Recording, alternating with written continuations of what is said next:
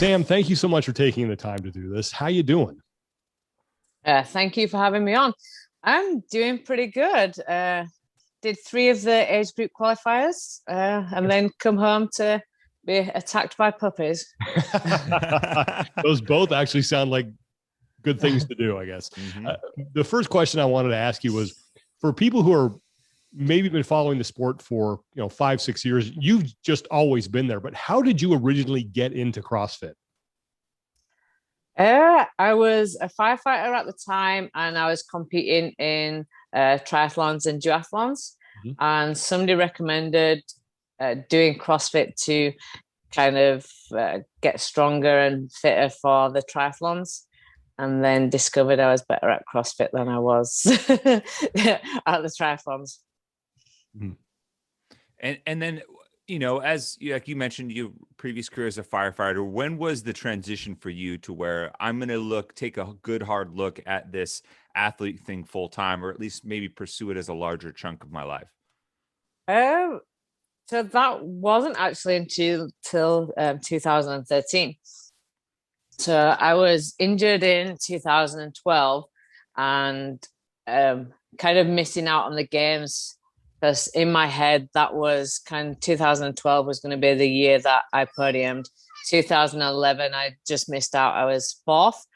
So kind of like the way that you kind of think is, okay, like this next year I can push, I can make it onto the podium.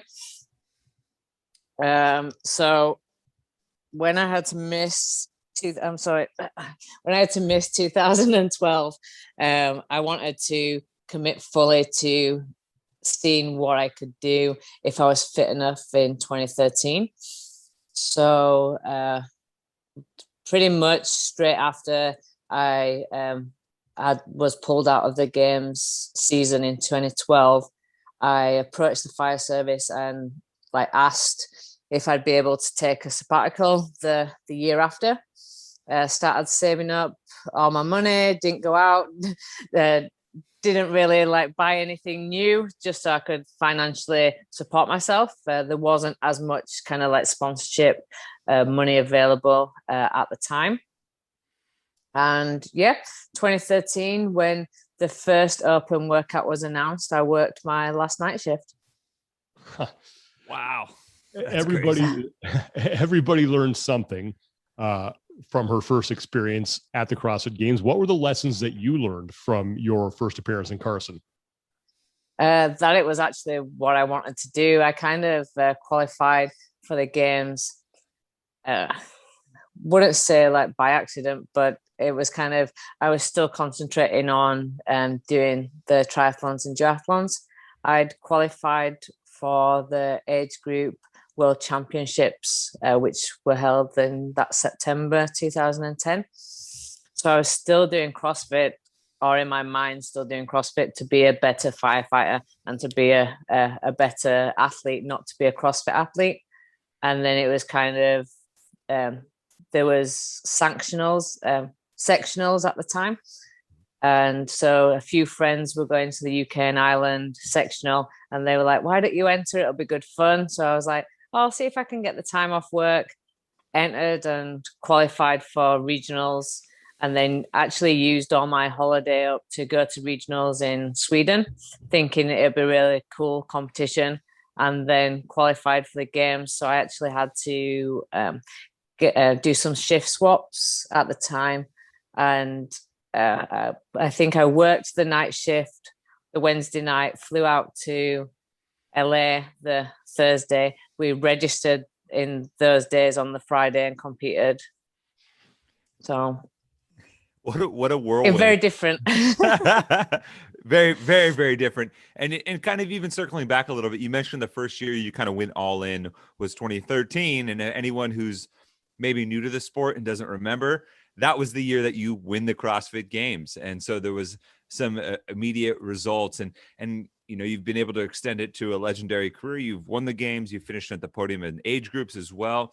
And so at this point of your career, what is really the focus for you as far as goals and things you want to accomplish in the sport?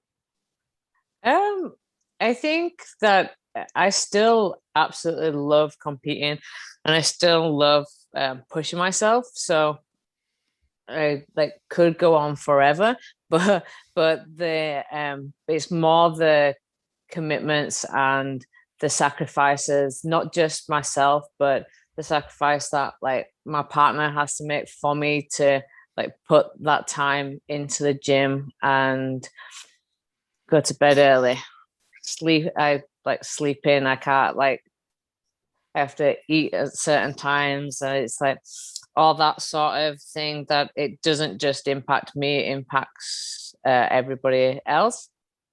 So the commitment that I kind of made was for the next 2 years, and that's a commitment that me and my coach have made as well. It's kind of with the aim that's let's see if at the age of 40 I can still make it to the games as an individual. Going back to 2013, when you made the commitment to, I'm competing, I want to wind up on the podium, how did your training and your time in the gym then change? Yeah, I mean, obviously, being a firefighter, we work shifts, so that did allow me to always have quite a high volume of training. The biggest difference was not having to work night shifts. And then it also allowed me the freedom. I came out to America to train with Lindsay, and just that training with somebody else who their ultimate aim was to podium as well. CrossFit was relatively new in the UK, and even though I had a good training group, nobody at the time was kind of at that games level. So being able to come out to America and like train with somebody else who is dedicating their life for the same goal that I had definitely made a big difference. You kind of touched on something that's curious to me, and it's the growth of the sport in the UK. Just speaking from us and our experience, the UK is probably our second biggest market in terms of listenership for the podcast, and I've really seen it start to flourish there. And I was curious what your experience was, you know, being one of the early adopters in the area, being a champion representing that region of the world, and how you've kind of seen it evolve over time. Yeah, I mean, I think it probably started to boom. I would say maybe around that 2012 mark. That was when I think a lot more gyms started popping up. We actually opened up our own affiliate at the beginning of 2012 as well. So just the growth then in the UK was enough to sustain multiple gyms in the cities. And yeah, it's just been growing ever since. And since then, we've seen other athletes from the UK now make it to the games. And obviously, Team JST was the first UK team to make it to the games, and they went back again in 2019 as well. You were the first big name to come out of the United Kingdom, and I'm sure there've been athletes who have come up to you and say, you're the reason I started, or you inspired me to go into a CrossFit gym. What's it like to hear that from people? I think at first it was very weird. The whole media and social media thing when you first get into CrossFit, because especially the OG CrossFitters, we kind of all had other careers or came in from other sports and other avenues. And then all of a sudden, when CrossFit started growing and became more mainstream, then all the media and the social media came with it. So it definitely was a weird scenario at first. I think a lot of the younger athletes coming in, they have that from very early on in their career as opposed to later on. Mm-hmm. But it's definitely an honor. And obviously I never started to try and inspire people. But then when you're actually in the sport and you see other people coming in and the younger generation coming in, you do feel responsible, and you're like, this is like pretty awesome that we're like shaping the future of these young people and hopefully like leading them to a healthier lifestyle. Mm-hmm. And in a similar vein there, because the sport is starting to trend so young, you have these 16 and 17-year-old young women that are just crushing it at an early age. I'm kind of curious because you talked about a moment of kind of personal growth there and like starting to take on the role of being able to inspire and teach others. When you look back at Sam Briggs, 8, 9, 10 years ago, what about you personally do you feel like you've made the biggest growth as a person outside of just the athletic realm? I don't know. I think definitely grown a lot more in confidence. I think a lot more. I'm definitely well traveled now. I've traveled a lot more. I'm now officially living in America instead of the UK. There's been a lot of changes. I don't know. I think I've definitely matured in that way. I think 10 years ago, the Sam like getting into CrossFit was a lot more naive. Do you ever wonder what it would have been like had you found CrossFit at 15 years old? Yes. What do you think that would have looked like? I don't know. I think so. I train with a girl who's just turned 19, and I think back to when I was 18 and 19, and I was like, man, I wish I had that dedication and that focus at that age. I mean, like we were going out and we were partying and drinking. I was still playing soccer, but it was like, I think it was an ongoing competition. Who could still play decent with the worst hangover? It's like, oh man, that's and I was curious because you mentioned something and I realized I don't think we've ever talked to you about this, but outside of like maybe soccer, were there any other sports that kind of filled out your athletic background? Yeah, you mentioned some triathlon and stuff later on, but I'm curious as a child and youth years, any other sports that you pursued? Yeah, my mom tried to make me and my brother do as much as possible and like try as many different things, even if we didn't kind of like stick with it, just to like try and just like see what you enjoy.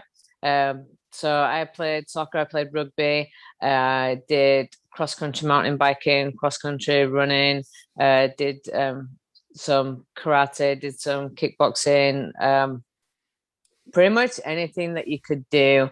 I like wanted to try. My mum did try to get me to go to ballet and stuff, but I had a younger brother, and so my competitiveness was very much against him. So I didn't want to go to ballet while he was like playing football or something. So it was like, no, I don't want to do this. I want to, I want to do that.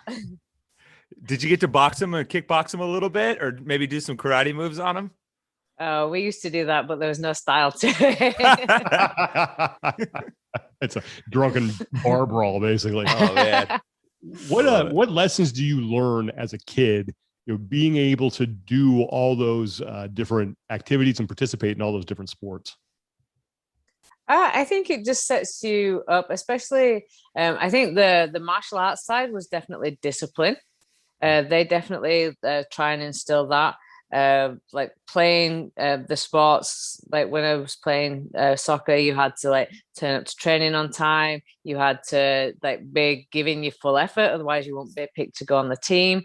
So just like little things like that as a kid, sometimes you don't want to go to your club this time, or you don't want to do this. You might be a bit tired this day. It's like, well, if you don't go to your practice, then you don't get to play your match. You don't go and get on the team. So little things like that just starts from an early age, the work ethic and like discipline.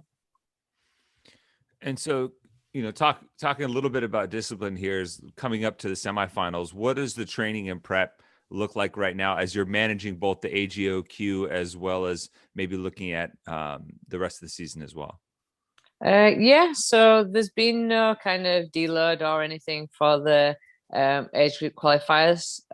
We've trained all this week. So the ultimate aim is semifinals, but one is good practice at doing events and giving that extra percentage that you don't tend to find in training. And two, it's always good to have a backup plan. Well, I was gonna say because I got to do a couple of the workouts with Annie Sakamoto today, and she was joking. She's like, because I was kind of whining and complaining because they hurt, and she's like, middle of the workout, she's just like, hey, just think, Sam's probably done all 5 by now.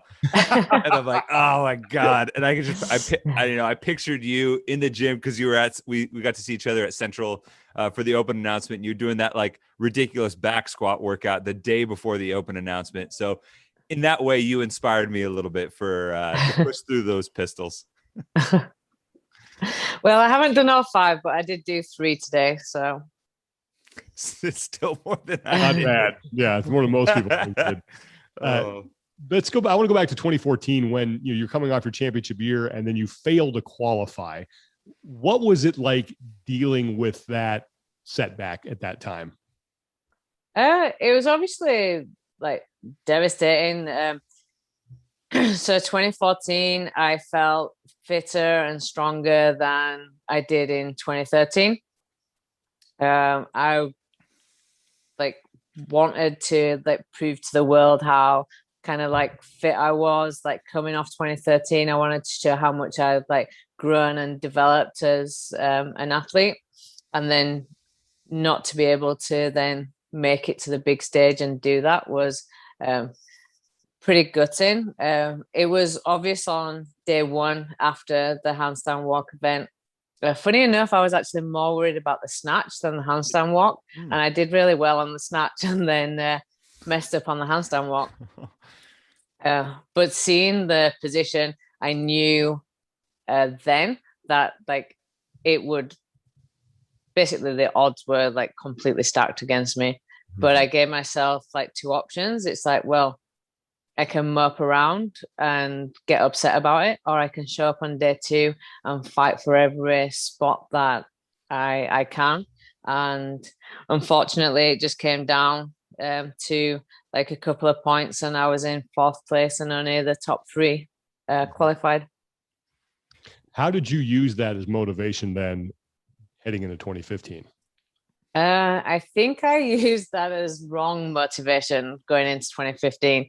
I pretty much did every single big out of CrossFit competition. I did like the Granite Games, Wadapalooza, OC Throwdown as it was then.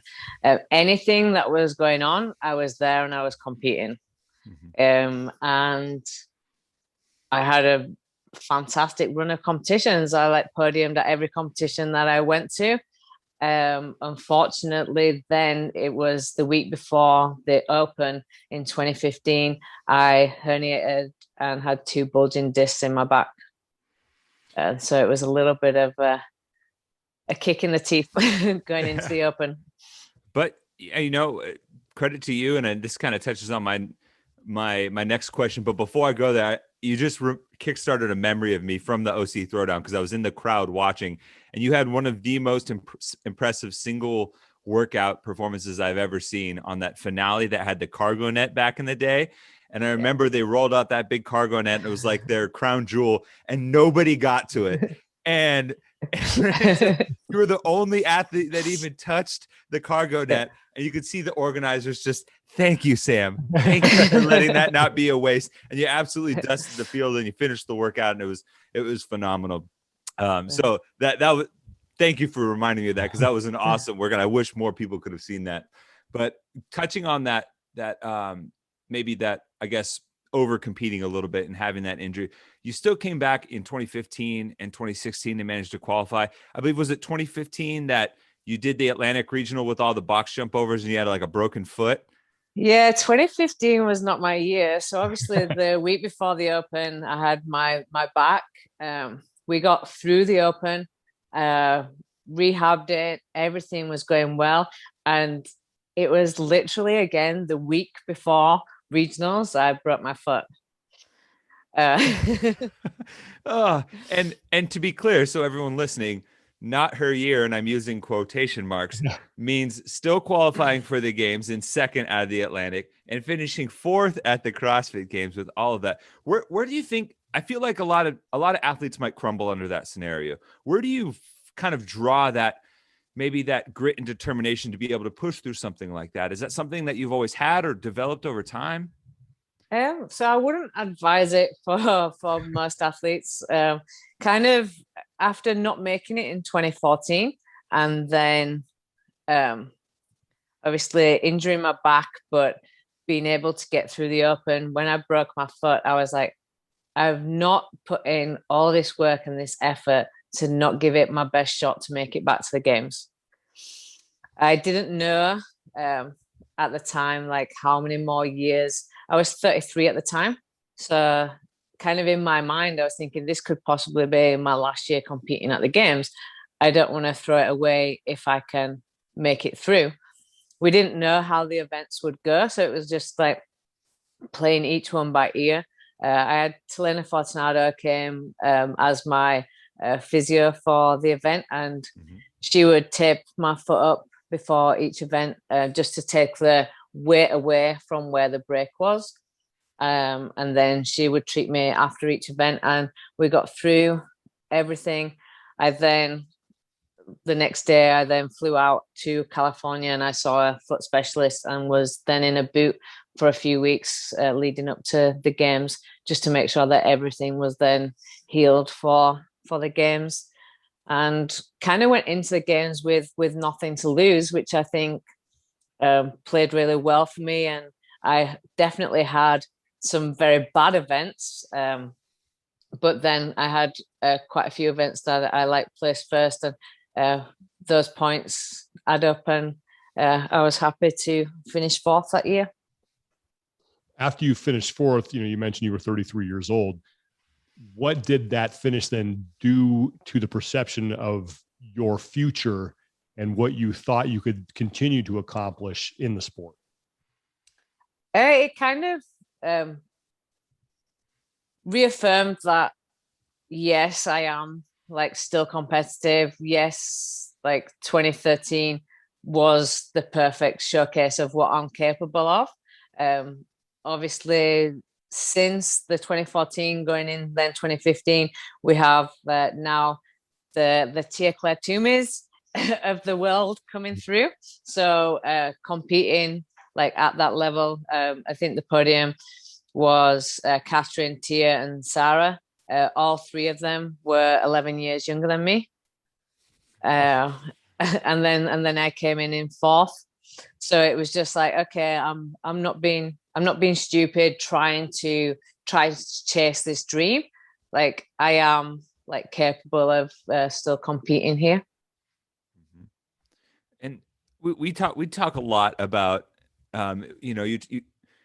about ranking workouts and things like that. And you talking about 2015, there's a couple workouts that I have in mind that really stand out as like quintessential Sam Briggs's performance. But I'm curious, as you kind of reflect back on some of your performances at the games, which workouts or tests and performances really stand out for you, like that'll go down in your memory as like some key moments for you? Yeah, I think obviously the 2015 one that like really stands out is the Murph. And then I think we had the pig again that year. Was that the right year? The soccer chipper. The pig came back. So just like little things like that, like stick in my mind. Like one thing that I was like over the moon with, we got the heavy DT voted in 2015. And I can't remember my exact placing, but I didn't place bad in it. And like that was like for me something going in when I was in the top heat. So there's like Catherine, Annie, Sarah, Cara, like all moving the barbell so fast, and like I actually like held my own, and that was one of the ones that I was probably most proud of from 2015. Fun fact: you beat Tia Claire Toomey in heavy DT. I think she would wipe the floor with me now. It stands, and you take that to the bank every time you see it. You mentioned being on the floor with those big names. You're obviously one of those big names, but I don't think anybody would ever think that you would be intimidated or nervous on the competition floor. But have you been nervous or intimidated on the floor? And if so, how do you deal with it? Sorry. No problem. Groot's getting a little excited.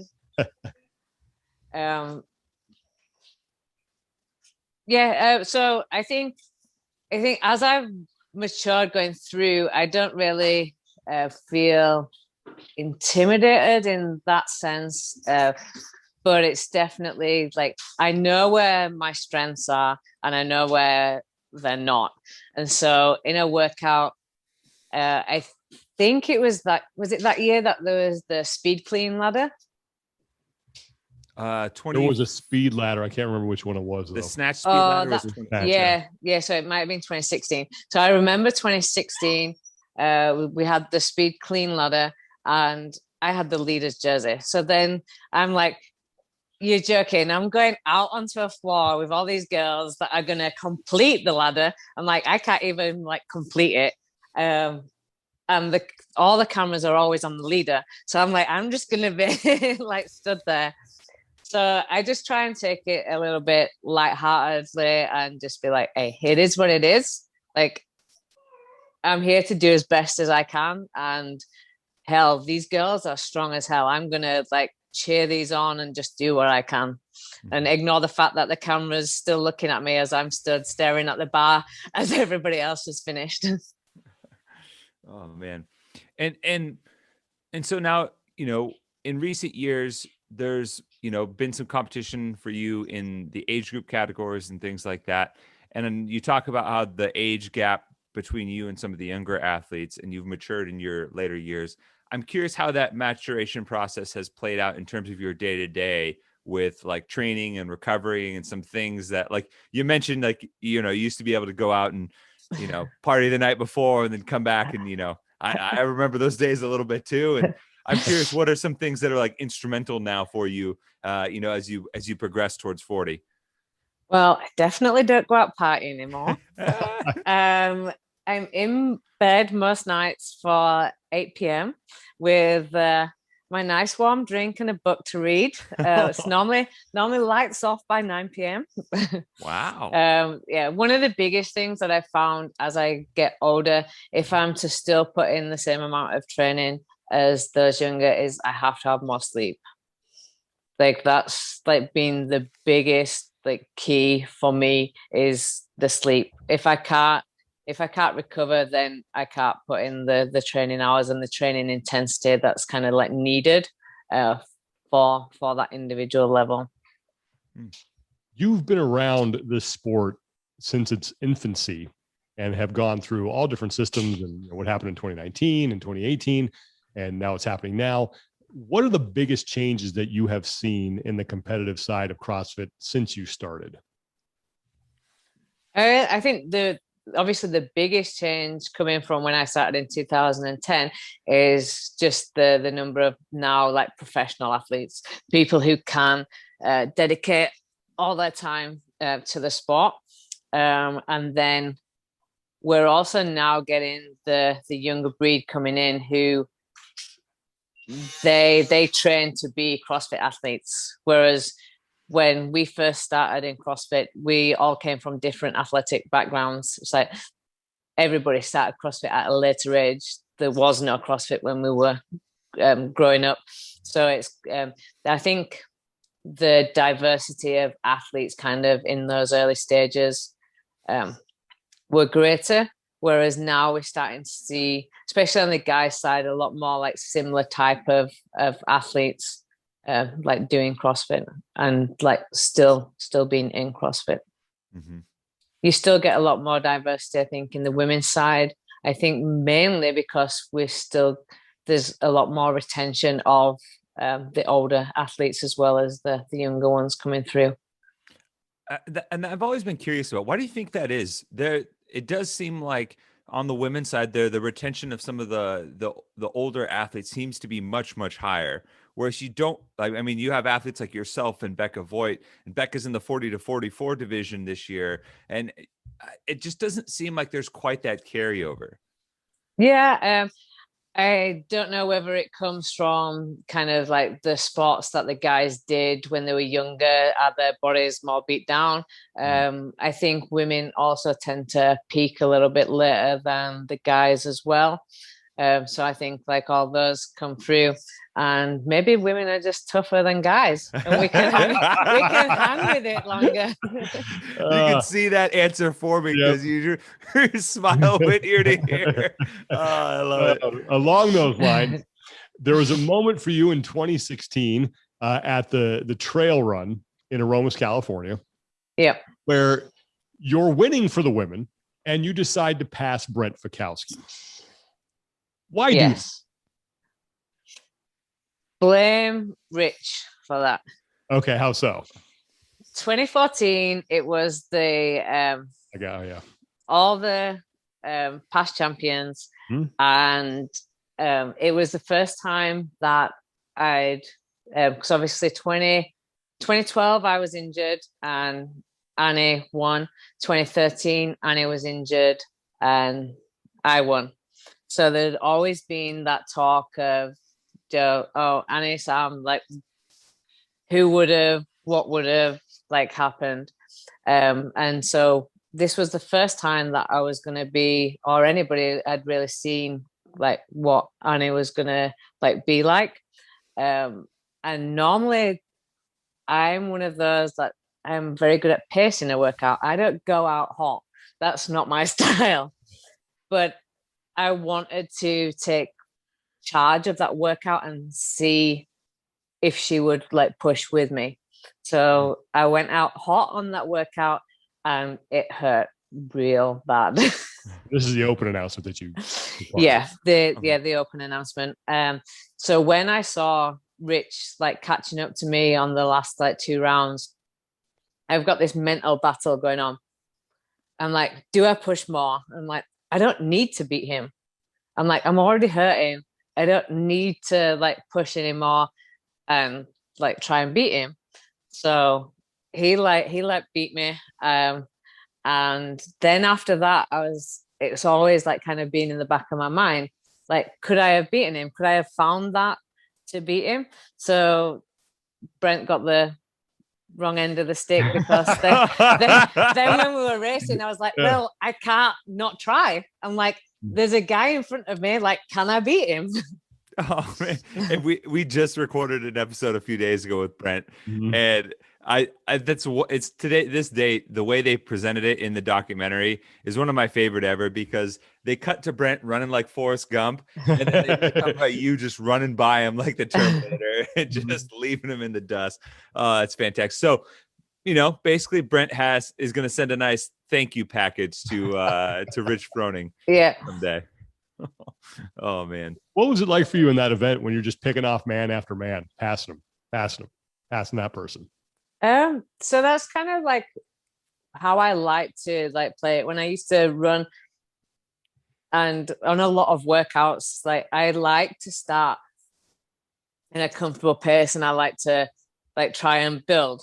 And so a lot of when I used to run for a club and stuff, I would run a lot of my races like that. And I find it easier to chase people than to be chased. I don't like being chased. I like seeing somebody and like mentally then I can like push. I'm like, okay, this person's on this far ahead. It's like, okay, let's do it. So it's kind of like that analogy of like short-term goals. Instead of having the goal to win the race, it's like, okay, let's get this one person. You get that person, you see another one, you're like, okay, right, now my goal, it's like, I'm going to go for that person. So it definitely helps me mentally if I'm kind of start a little bit more reserved and then build in a workout. You got me thinking I should try that next time. I totally crashed and burned on the last trail run that I did. So I did the exact opposite. So maybe I should take the Sam Briggs approach. And then as looking towards this weekend, the AGOQ tests, some similarities and things like that from the quarterfinal tests. Is there anyone that stands out to you that you were really excited to maybe try again or test in particular? I'm not looking forward to doing the front squat one again, just because that was like a huge PR for me in the individual one, and we had a nice little deload for it. My legs are not feeling the best right now. So I was kind of like, I don't want to be disappointed with whatever I hit, but I think after like being on such a high of like PRing in the individual quarterfinal, it was like, oh, could they have not given me another lift? could we have not had a back squat? Yep. I was pleased with how the workouts went today, though. It was a really good test for me with the handstand push-ups and shoulder to overhead. Just like since elbow surgery in 2018, like it's never going to be a strong joint for me. So handstand push-ups and shoulders to overhead definitely are a weaker kind of movement for me. Mm-hmm. So going from the handstand push-ups straight into the shoulder to overhead was going to be a big task, but I was really pleased with how I did. I think I took third on that workout in the 35 to 39. So I was really happy with that. Pistol GHD one, I think if I watch the videos back, I don't know the split. I'm pretty sure that I probably finished the 40s at the same time as I did doing the individual workout without the 30s. Oh man. I'm pretty much just a nice rhythm. I'm not a fast pistoler, so I think it would probably be, if you put the videos side by side, it probably is a mirror image of what I did for the individuals. And then we also did the clean double under one to finish off the day today. So go ahead, Tommy. I was gonna say I haven't done that clean double under one yet, but when that one got announced, I immediately had Sam Briggs in my head. This one's got her name written all over it because I have shades of that 11.1/14.1, which was kind of similar. It was basically power snatches and double unders, and I believe you won that one worldwide in 2014. And so I'm looking for a little advice here. What would you tell to a mediocre CrossFitter who's 6'3", 215, likes double unders, but maybe doesn't have the greatest gas tank? How would you approach that? I'm asking for a friend, by the way.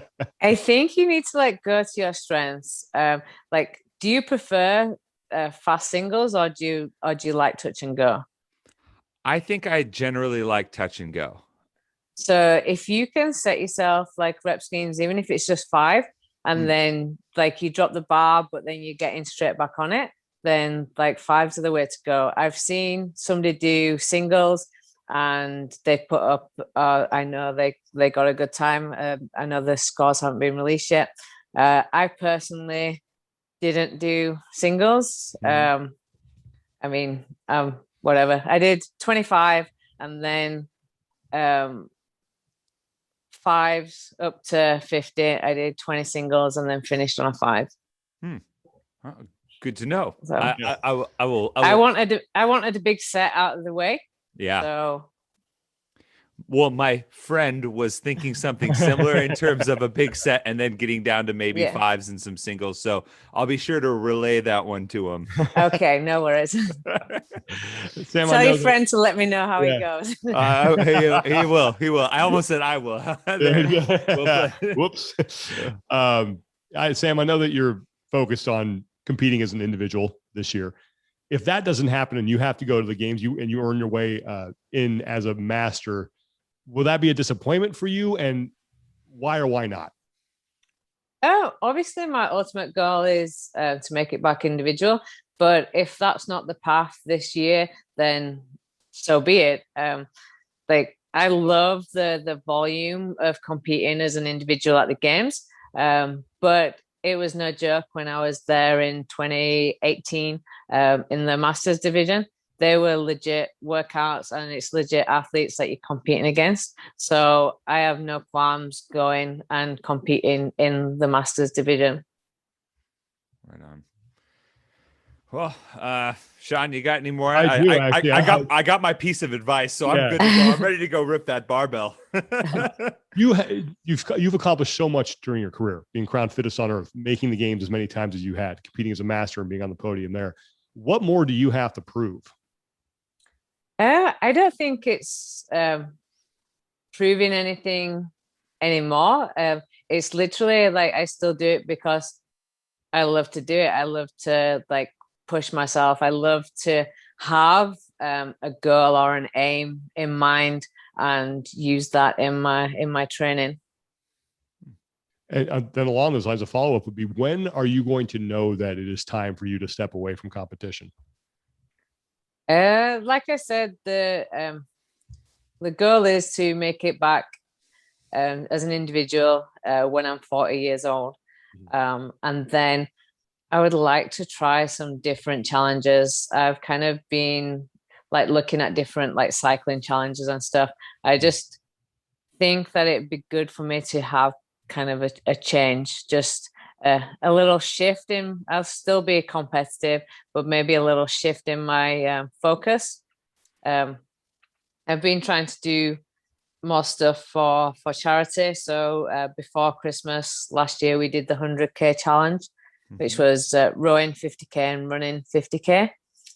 So I think like being able to use my fitness and like promote some good in the world would be kind of like a little bit of a nice little change for me. And I'll still definitely do CrossFit as part of my training. So if that means that I still manage to qualify and come back as a master in the 40 to 44, you'll still be seeing me there. But if it means that my focus is elsewhere and I'm not that competitive, like in the CrossFit realm anymore, then that's kind of like the way that it'll go. And then my final question, and you touched on this a little bit with the events that stood out to you the most in your career at the games, but what are the things that you are most proud of when you look back at your time in the sport of CrossFit? I think receiving the Spirit of the Games award was like a very special moment for me, just because that's not just like what my body was capable of. It's how people perceive me and how I've impacted them. So it says more about me as a person. So it was definitely a big surprise, but it was just like a huge honor that people see me as somebody that they wanted to vote me for as the Spirit. And then probably again it would be like the 2019 season, just after kind of all the changes that happened. I had a lot of doubts in my mind, kind of that I would be able to make it back to the games, and just learning to overcome those doubts and trust in myself and enjoy competing again, to then be the first person to qualify out of Dubai for the new sanctional season. It was just kind of, it was probably on par with winning the games in 2013. It was kind of, yes, I'm not past it. I'm still here. Yeah. And I have just one quick kind of spin off of that. I'm curious, you hear a lot of athletes talk about like their happy places either in training or on the competition floor. And I'm curious where that kind of is for you, like athletically and competitively. Where do you feel like you're absolutely in your element? Is it in training? Is it in the pursuit of the competition, or is it like physically walking out on the competition floor and performing? I would say that I get something from each. I definitely love being on the competition floor. It was that feeling in 2010, the first ever workout I did at the games, Amanda under the spotlights, that made me fall in love with the sport, and I've not lost that. Like, so 2020 was a hard year with all the online competitions.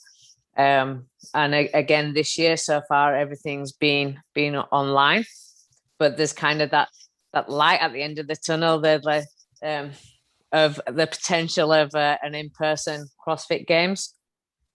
But I also definitely take a lot of joy out of training, and just the feeling that you get when you accomplish things, when you complete your training, no matter like what the session is, just getting things done, and also like proving to yourself some things that you think are impossible. And even as I'm approaching, I'll be 40 next year, I like hit a lifetime PR on my back squat. So like changes to training and doing things in different ways, and you're still finding ways to improve, and like that just like keeps you motivated and keeps that fire lit. Sam, thank you so much for taking the time to do this. Best of luck in the Age Group Online Qualifier. Best of luck in the semifinals. And I hope one way or another that we get to see you competing in some fashion in Madison. Thank you very much. I'll definitely be giving it everything in both avenues. Yeah, and please give the pups, Bear and Teddy, a little pat on the head for us. Well, they've actually both just fallen asleep. Oh, we can't. I mean, it made him jump. I'm sorry. All right. Well, that we got to end on that because there's nothing. That's perfect. So again, thank you so much for taking the time, Sam, and best of luck moving forward. No problem. Thank you for having me on.